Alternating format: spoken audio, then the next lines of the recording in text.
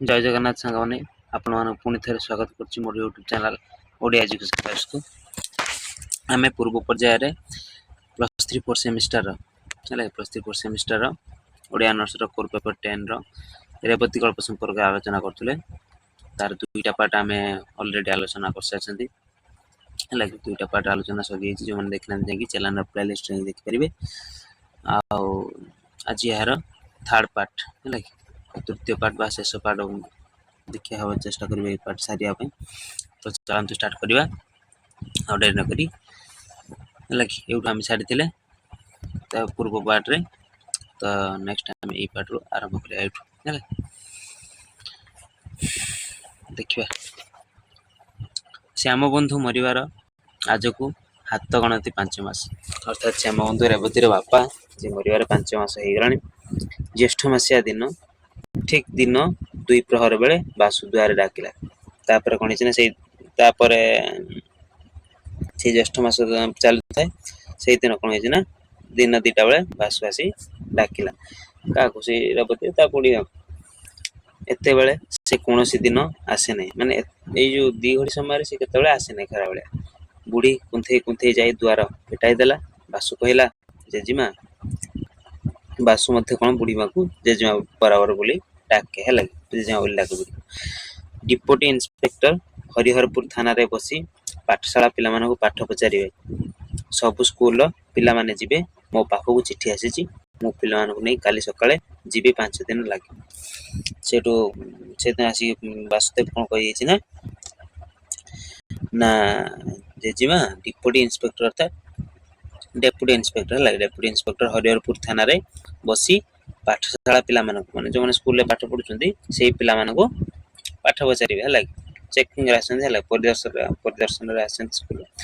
आ सब स्कूल पिला माने जिबे आ वासुदेव पाखु चिठी आसी तो से काली सकाळे से पिला मानक नेकी जीव बोली से कहला 5 दिन लागियो रेवती कबाट कोण रे छिड़ा होई सुनुतला लट करी बसी पड़े रेवती से कथा कबाट कोण सुनुतला लट करी बसी पड़े भाग्य कबाट धरिथिला भाग्य कबाट धरिथिला नहिले बोधे पड़ी जायथा भाग्य को बोधे कबाट धरिथिला नहिले होय तो पड़ी जायथा जे लट करी पड़ला बासु 5 दिन सकासे चाउल लुण तेल बैगण किणी आनी अगणारे थोई दे बुढ़ी को जुआरीटा हो शनिवार मुह संजा बेले बाहरी गला बुढ़ी कहला बापा खरारे बुलू ना देह पाक चाहबू बेलर 2टा तुंडरे देबू क्या बासुदेव कहला यह कही निश्वास टे पकाइला रेवती एका ध्यान रे बासु को चाहे था आज का चाहाणी अन्य रकम आज जो चाहाणीटा रेवतीर ठीक अन्य रकम आगे बासु चाहे मुंड तल को पति देउथला आज से भाव नहीं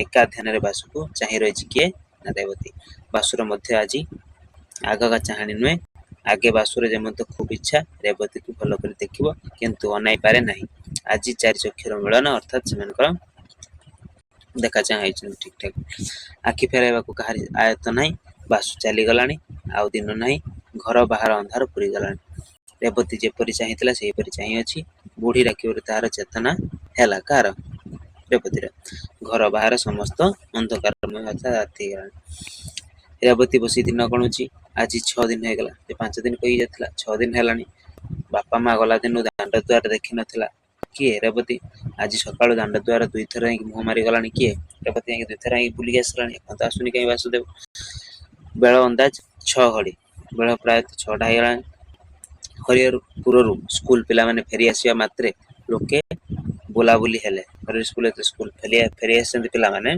लोके मन कुआ बोला हेले कौन ना हरिहरपुर फेरी आसिया समय गोपालपुर बरगछ मूल पंडित को बाड़ी धरला पंडित अर्थात से स्कूल मास्टर जी थे किए वासुदेव को बाड़ी धरला 4 थर पोखरी पानी है अर्थात 4 थर झाड़ा है अध राति बेले चलीगला किए आमर वासुदेव देखते वासुदेव चलीगले केते दुखर कथा ग्राम लोक मैंने हाय हाय कले पुओ झील माँ माइकिना मैंने पाटी करी कांदी पकाइले कही कहला आहा कि रूपरे कही कहला कि धीरे कही कहला दांडे चली जाता जे माछी टी मोर मध्य कहवा ना कौन है रे समस्ते मन दुख कले रेवती शुणिला बुढ़ी मध्य शुणिला बुढ़ी कांदी कांदी ता कंठ रुद्धि होगला आउ कांदी पारला नहीं शेष उठी कहला आहा बाप विदेश को आसी आपणा बुद्धि प्राण हरैलु रे ମାନେ ବିଦେଶକୁ ଆସିକି ଅର୍ଥାତ ମାନେ ତାଙ୍କ ସମ୍ପର୍କ ସହିତ ମିଶିକି ବହୁତ ପାଠ ପଢେଇଲେ ବୋଲି ତୁ ବି ମତେ ପାଳନ ହେଲେ ବୁଢୀ କହୁଛି। ତାର କହିବାର ଅର୍ଥଟା ହେଲା ସେ ଅର୍ଥାତ ସେ ଦୁର୍ବୁଦ୍ଧି କରି ରେବତୀକୁ ପାଠ ପଢେଇବାରୁ ମରିଗଲା ବୋଲି ବୁଢୀ ଭାବୁଛି, ନହେଲେ କେବେ ମରି ନଥାନ୍ତା। ଶୁଣିଲା ବେଳକୁ ରେବତୀ ଘରେ ଯାଇ ପଡିଛି, ସ୍ୱର ଶବ୍ଦ ନାହିଁ। ସେ ଦିନଟା ଗଲା। ତହିଁ ଆର ଦିନ ସକାଳେ ବୁଢୀ ରେବତୀ ପାଖରେ ନ ଦେଖି ପାଟି କରି ଡାକିଲା, ଲୋ ରେବତୀ, ଲୋ ରେବି, ଲୋ ଚଲି, ଲୋ ନିଆ। ବୁଢୀ ବାୟାଣୀ ପୋଡି ହୋଇଗଲାଣି, କାନ୍ଦ ବୋବାଳି ନାହିଁ, କେବଳ ରାଗରେ ଦିନ ରାତି ରେବତୀକୁ ଗାଳି ଦଉଛି। କାରଣ ତୁ ପାଠ ପଢିଲୁ ବୋଲି ସବୁ ଏତେ ବେପାର ହେଲା। ପଡିଶା ଲୋକ, ଦାଣ୍ଡ ଗଲା ଲୋକେ ଯେତେବେଳେ ଇଚ୍ଛା ସେତେବେଳେ ଶୁଣିଛନ୍ତି, ଲୋ ରେବତୀ, ଲୋ ରେବି, ଲୋ ନିଆଁ, ଲୋ ଚୁଲି। ଶୁଣିଛନ୍ତି ବୁଢୀ ଯେତେବେଳେ ଗାଳି ଦେଉଥାଏ, ଡାକୁଥାଏ। ବୁଢୀ ଆଖିକୁ ଦିଶୁନାହିଁ। ଅଣ୍ଡାଳି ଅଣ୍ଡାଳି ଯାଇ ରେବତୀକୁ ପାଇଲା, ଡାକିଲା, ଜବାବ ନାହିଁ। ଜବାବ ନ ପାଇ ତା ଦେହରେ ହାତ ବୁଲାଇ ଦେଖିଲା, ଭାରି ଜ୍ୱର। କାହା ଦେହରେ? ରେବତୀ ଦେହରେ। ଦେହରୁ ନିଆଁ ବାହାରୁଛି। ଜ୍ଞାନ ନାହିଁ, କଣ କରିବ ବୁଢୀ? ବୁଢୀ ଢେର ବେଳ ଯାଏ ବସି କଣ ପାଞ୍ଚିଲା, କଣ ଭାବିଲା। କଣ କରିବ, କାହାକୁ ଡାକିବ? ମନ ମଧ୍ୟରେ ଜଗତ ସଂସାର ଖୋଜିଲା, ପାଖରେ କାହାକୁ ଦେଖିଲା ନାହିଁ। କେହି ତ ନାହାନ୍ତି, ପୁଅ ନାହିଁ, ବୋହୂ ନାହିଁ। ବାସୁ ବି ଥିଲା ଏକମାତ୍ର ସାହାରା, ସିଏ ବି ମତେ ଚାଲିଗଲା। କିଛି ସ୍ଥିର କରି ନ ପାରି ଖପା ହୋଇ କହିଲା, ଯାହା ଆପଣା କିଆ ତହିଁ କି ଇଲାଜ କିଆ। ପୁଣି ବୁଢୀ କହୁଛି କଣ ନା, ଯାହା ଆପଣା କିଆ ତହିଁ କି ଇଲାଜ କିଆ। ଅର୍ଥାତ ତୁ ପାଠ ପଢିବାରୁ ଜ୍ୱର ହେଲା, ମୁଁ କଣ କରିବି? ବୁଢୀର ଏପର୍ଯ୍ୟନ୍ତ ସେ ଅନ୍ଧବିଶ୍ୱାସ କୁସଂସ୍କାର ରହିଛି ତା ମନରେ ଯେ ତୁ ପାଠ ପଢିଲେ ସବୁ ଏତେ ବେପାର ହେଲା, ମୁଁ କଣ କରିବି? ତାପରେ କଣ ହେଇଛି ନା, ଦିନେ ଗଲା, 2 ଦିନ ଗଲା, 3 ଦିନ ଗଲା, 4 ଦିନ ଗଲା, 5 ଦିନ ମଧ୍ୟ ଗଲା। ରେବତୀ ମାଟିରେ ଲାଗି ଯାଇ ପଡିଅଛି ସେମିତି। ଆଖି ଫିଟାଉ ନାହିଁ, ଡାକିଲେ ଉତ୍ତର ଦେଉନାହିଁ, ଉଁଚୁ ହେବାକୁ ମଧ୍ୟ ନାହିଁ। ଆଜି 6 ଦିନ। ରେବତୀ ସକାଳୁ 2-4 ଥର ପାଟି କଲାଣି। ବୁଢୀ ପାଟି ଶୁଣି ପାଖକୁ ଗଲା, ଦେହରେ ହାତ ବୁଲାଇ ଦେଖିଲା, ଗୋଡ ହାତ ଶୀତଳ। ଡାକିଲେ ହୁଁ ହୁଁ ଜବାବ ଦଉଛି। ଅର୍ଥାତ ଟିକେ ତାର ସ୍ୱାସ୍ଥ୍ୟ ଟିକେ ଭଲ ହେବାର ଜଣା ପଡୁଛି ତାକୁ ଆଉ ବୁଢୀ। କଟମଟ କରି ମୁହଁକୁ ଚାହିଁ ଅଛି। କିଛି ନ ପାଚିଲେ ମଧ୍ୟ କେତେ କଥା କହି ପକାଉଛି। କୌଣସି କବିରାଜ ଦେଖିଲେ ତୃଷ୍ଣା ଦାହ ପ୍ରଳାପସ୍ୟ ଇତ୍ୟାଦି ଶ୍ଲୋକ ପଢି କହନ୍ତା ତେ ସନ୍ନିପାତସ୍ୟ ଲକ୍ଷଣମ୍। ମାତ୍ର ବୁଢୀ କିଛି ଖୁସି ହେଲା। ଅର୍ଥାତ ସନ୍ନିପାତ ହେଇଗଲା କି କଣ ହେଲା। ଦେହରେ ତାତି ନାହିଁ, କଥା କହୁନଥିଲା, ପାଟି ଫିଟାଇଲାଣି। କି ରେବତୀ ଚାହୁଁ ନଥିଲା, ଆଖି ଫିଟାଇଲାଣି, ପାଣି ପିଇବାକୁ ମାଗିଲାଣି। 6 ଦିନ ହେଲା ଜିଭରେ ପାଣି ଟୋପାଏ ବାଜି ନାହିଁ। 4ଟା ପଥି ପେଟରେ ପଡିଲେ ଝିଅଟା ଉଠି ବସିବ। ଅର୍ଥାତ ପଥି ଅର୍ଥାତ ଖାଦ୍ୟ ବୋଧେ, 4ଟା ଦାନା ଅର୍ଥାତ କିଛି ଖାଦ୍ୟ ପଡିଲେ ପେଟରେ ଖାଇ ଉଠିକି ବସିବ ବୋଲି ବୁଢୀ ଭାବିକା ପୁଣି କହୁଛି କଣ ନା, ତୁ ଶୋଇଥା, ମୁଁ 4ଟା ପଥି ରାନ୍ଧି ଆଣେ ବୋଲି ବୁଢୀ କହିଦେଇ ଗଲା ତାକୁ। ଏହା କହି ବୁଢୀ ବାହାରକୁ ବାହାରି ଆସିଲା। ପଥି ରାନ୍ଧିବ କଣ?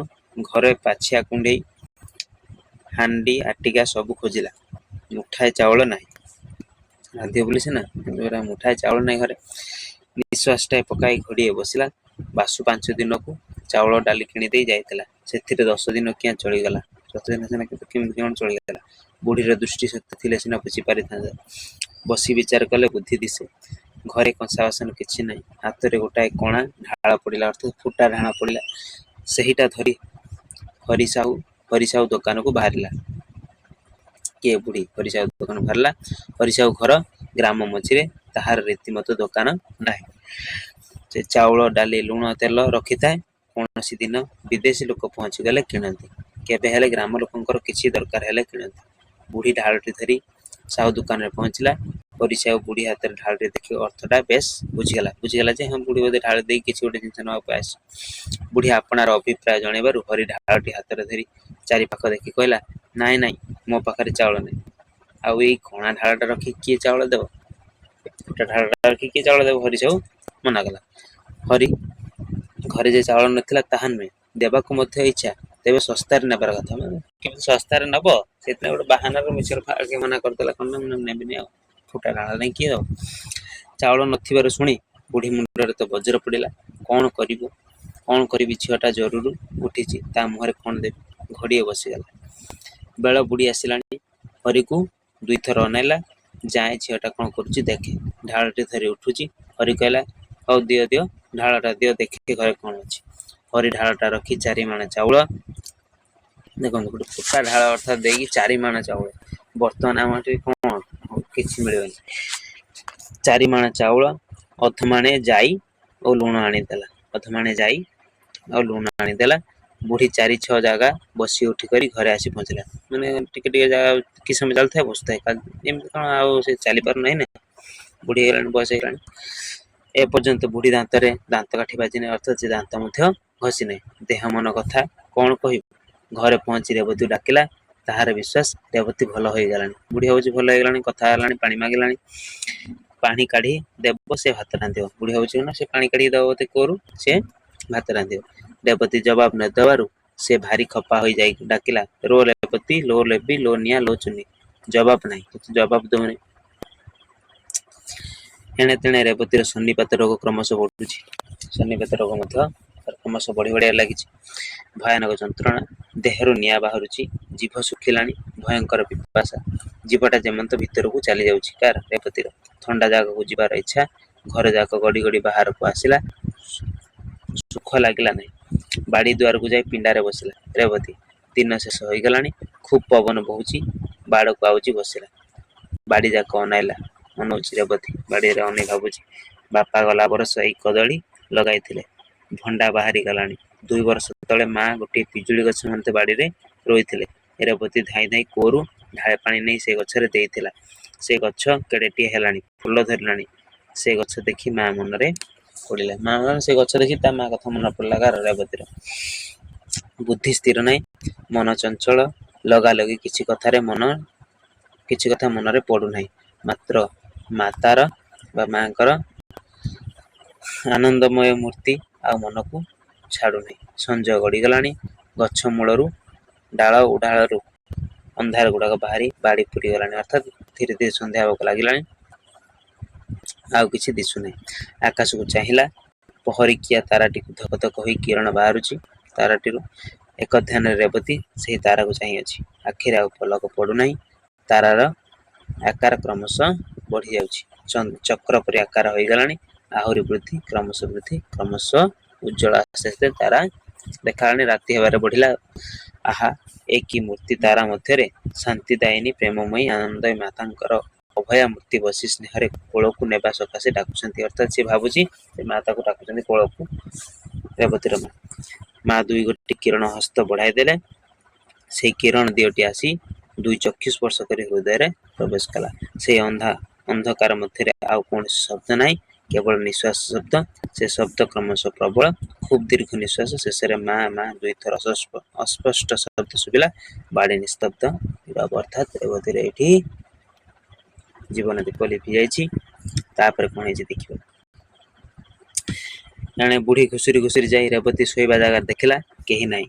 ଘର ଯାକ, ବାହାର, ଅଗଣା, ଢେଙ୍କି ତଳ, ଢେଙ୍କି ଲାଞ୍ଜି କାହିଁ ନାହିଁ, କୋଉଠି ନାହିଁ।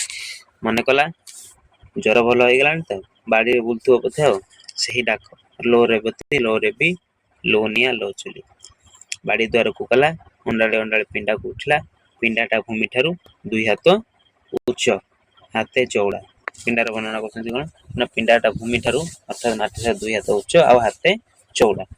ମଲା, ତୁ ଏଠି ବସିଛୁ? ବୁଢୀ ଦେଖି ତାକୁ ପଚାରୁଛି ରେବତୀ। ଦେହରେ ହାତ ଦେଇ ବୁଢୀ ପ୍ରଥମେ ଚମକି ପଡିଲା, ଆଉ ଥରେ ଭଲ କରି ଗୋଡ ଠାରୁ ମୁଣ୍ଡ ଯାଏ ହାତ ବୁଲାଇଲା। ନାକରେ ହାତ ଦେଇ ଗୋଟାଏ ଉତ୍କଟ ଶବ୍ଦ କଲା। ସଙ୍ଗେ ସଙ୍ଗେ ପିଣ୍ଡା ତଳକୁ ଦୁଲଦାଲ ଶବ୍ଦ। ଦୁଲଦାଲ ଶବ୍ଦ ମାନେ ଅର୍ଥାତ୍ ବୁଢୀ ବି ମଧ୍ୟ ସେଠି ଚାଲି ଯାଇଛି। ଦୁଲଦାଲ କରି 2 ଜଣ ପଡିଛନ୍ତି। ଶ୍ୟାମବନ୍ଧୁ ମହାନ୍ତି ଘରର କୌଣସି ପ୍ରାଣୀକୁ ଜଗତରେ ଆଉ କେହି ଦେଖିନାହାନ୍ତି। ଅର୍ଥାତ୍ ସେଇଦିନ ସେମାନଙ୍କର ଶେଷ ସମୟ ଚାଲିଯାଇଛି। ପଡୋଶୀ ମାନେ ରାତି ଭରକ ସମୟରେ ଶେଷ ଶବ୍ଦ ଶୁଣିଥିଲେ କଣ ନା, ସେଇ ଲୋ ରେବତୀ, ଲୋ ରେବି, ଲୋ ନିଆଁ, ଲୋ ଚୁଲି। ଶେଷ ସମୟରେ ସେଇ ଶବ୍ଦଟାକୁ କେବଳ ଶୁଣିଥିଲେ। ବୁଢୀ ଯେତେବେଳେ ଶେଷ ଥର ପାଇଁ ଡାକିଥିଲା, ଆଉ ଶେଷରେ 2 ଜଣଙ୍କର ମୃତ୍ୟୁ ହୋଇଯାଇଛି। ତ ଫକୀରମୋହନ ସେନାପତି ଏହି ଗଳ୍ପରେ ସମାଜକୁ ବାର୍ତ୍ତା ଦେବାକୁ ଚାହିଁଛନ୍ତି ଯେ, ଝିଅଟି ପାଠ ପଢିଲା ବୋଲି କଣ, ଏମିତି ହେଲା ବୋଲି କଣ କୁସଂସ୍କାର ଦୂର କରିବା ପାଇଁ ସେ ଯାଇଛନ୍ତି। ଝିଅଟି କଣ ପାଠ ପଢିବା ସହିତ ବାଡି ଧରିବାର ସମ୍ପର୍କ କଣ? ଆରେ ସେ 2ଟା ତ ଭିନ୍ନ କଥା ନା।